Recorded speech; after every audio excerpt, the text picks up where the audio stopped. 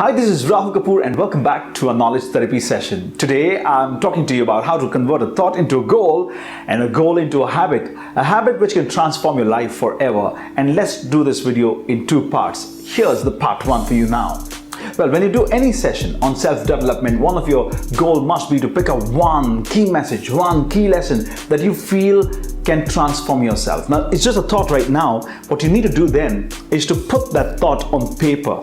Yes, it's important that you understand that the brain works with three dimensions. And when the brain is able to understand or conceive the fact that you are willing to work on something, what does it really want? It wants you to take some action on that thought. Now, we get close to 52,000 to 60,000 thoughts every single day. One of those thoughts is also this. You got to pull that out of the brain and write it down. Now, to write it down is kinesthetic.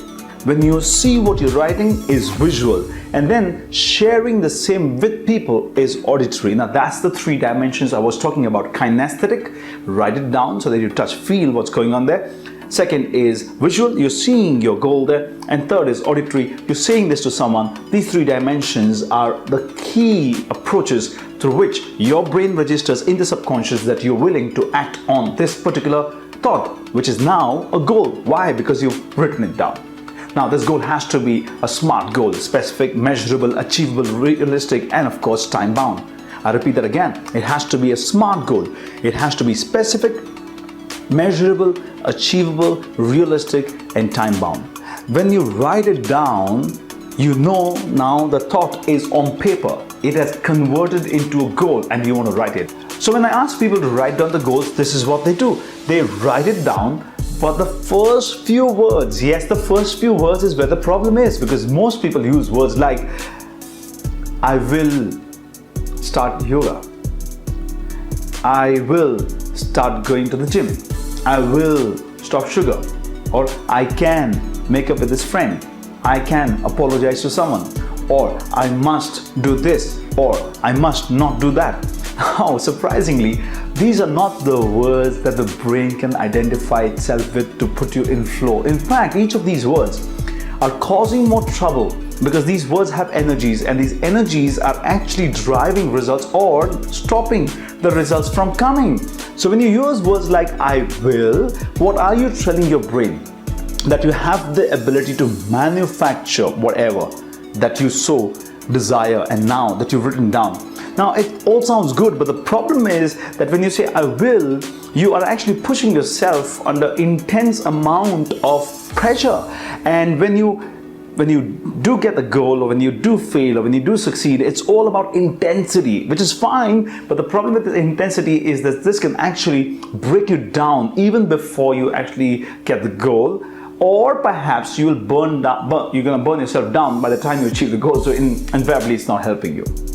Use the words like I can. Now, the problem with these words is when you say I can do something, you're actually telling your brain that I have done this in the past and therefore I can do it again. And that is really where the shade of overconfidence comes in. Not a good idea again. Give it up. Third, I must do this. I must not do that. The problem with these words is it's putting not only pressure but putting stress on you. I must and I must not. Rule enforcement. Brain doesn't like it because it associates itself with pain. So what do you do? What do you really do to get yourself into flow? Something that really gives your brain easy access into the tremendous amount of potential that's lying within you, and how that can come out with ease. The word to use is choose. Yes, I choose to start yoga from tomorrow for the next 90 days. I choose to give up sugar for the next 90 days. I choose to. Now what's the key here? When you use the word choose, it's your choice. When you make a choice, you're divorcing another word. You're giving up another word, and the word is complain. Yes, that's the magic of words. That's how the subconscious works.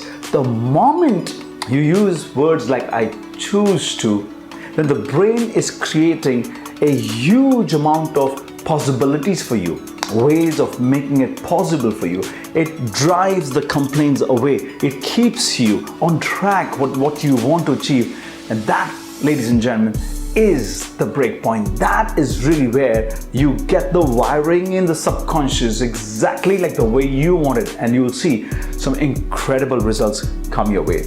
Now, we've explored quite a bit in terms of how do you convert a thought into a goal, and then when you actually do have this goal in 3 dimensions written down using kinesthetic, auditory and visual approaches, then you need to try and get the right word. So what are we letting go of? We are letting go of words like I will, I can, or I must, or I should. And now you're getting into a word called I choose to. Now remember, one last thing, and we'll come to the end of part 1. Goals must have deadlines. If you have a deadline, you must have a start time as well. Because the moment you have these 2 things, goal, deadline, and a start time, what you're now doing is this, that you're committing yourself to a start time. You're committing yourself to a deadline, and that's where the magic begins. On one hand, there's clarity, the thought has become a goal. On second hand, you have a smart goal. A third, you have the right word, which is the choice. And fourth, you have a deadline with a start time. Chances are you will achieve your goals. Chances are you will make these goals into a habit as well. Now the next question is, how do I convert this goal into a habit? Well, for that, we're going to go on to our part 2 of this session. Until then, you take care of yourself. Get your thoughts converted into goals. Get the goals written down. Use the right words and wait until I can create the next video for you. This is Rahul Kapoor saying goodbye. Be happy. Take care of yourselves.